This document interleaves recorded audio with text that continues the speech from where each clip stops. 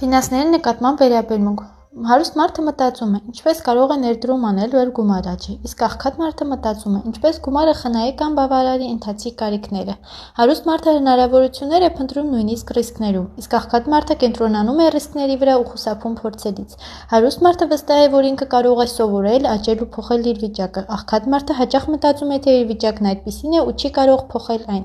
Հարուստ մարդը ժամանակը դիտարկում է որպես արժեքավոր ռեսուրս ու ներդրում է ինքնազարգացման ու բիզնեսի մեջ։ Աղքատ մարդը հաճախ սպանում է ժամանակը փոխանակային օգտագործի օգտակար նպատակներով։ Հարուստ մարդը իր կյանքի համար պատասխանատվությունը վերցնում է իր վրա, իսկ աղքատ մարդը հաճախ մեղադրում է ուրիշներին, պետությանը կամ հանգամանքներին։ Մեր օնլայն բիզնեսում չկան ռիսկներ և ներդրումներ, պարզապես կա ցանկություն առաջ գնալու հնարավորություն։